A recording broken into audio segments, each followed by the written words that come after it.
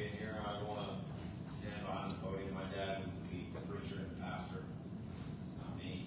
But thank you for all being here. I didn't really prepare anything. I just wanted to speak from my heart. And I thought about it these last few days and where I'm going to share. It's going to be what my father and I talked a lot about the past, I want to say 10 years. We're similar in a bunch of ways, and I would be remiss if I wouldn't just pick up his mantle and kind of give you guys some advice as well. You know, 'cause we got a lot of advice, but a lot of condolences.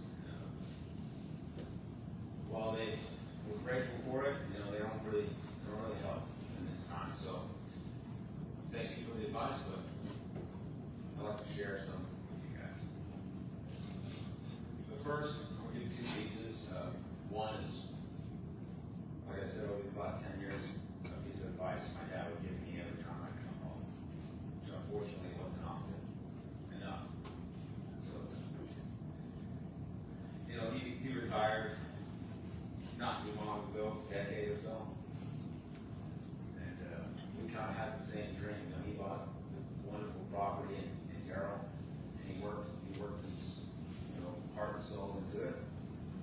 Every time we come home, we have to talk about the pond, and we walk around and show me everything he's done that year. And then he'd tell me he wish he would have done it earlier.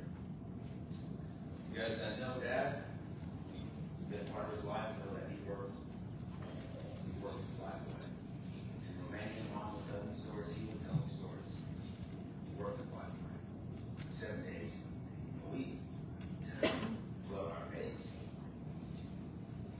There's one regret I really ever heard him talk about, is that he didn't enjoy life in the moment as much as he should have.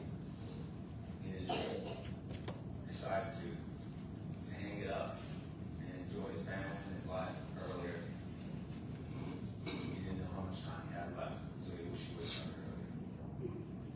And he gave me advice continuously. We always talk about land. David, do it now while you're young and you can enjoy it. Don't work your life away like I did. But he didn't really have a choice. And 8 of us, 9 of us, mom included, he had to sacrifice his entire life, his entire youth, to give us a better life. And that's what he did. He sacrificed everything for us.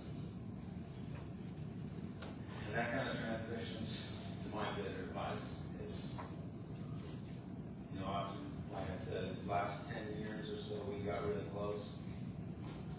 And I have regret as well. I can only count on one hand how many times I've told you thank you.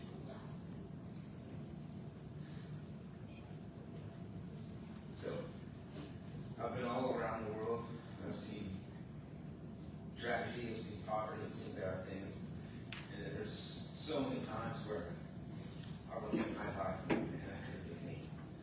You know, that could have been me over there in Eastern Europe, could have been me, and who else? Who knows where life would have went if he didn't have this man guiding us, leading us to a better life.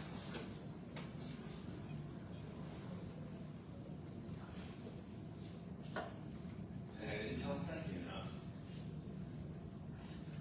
Right?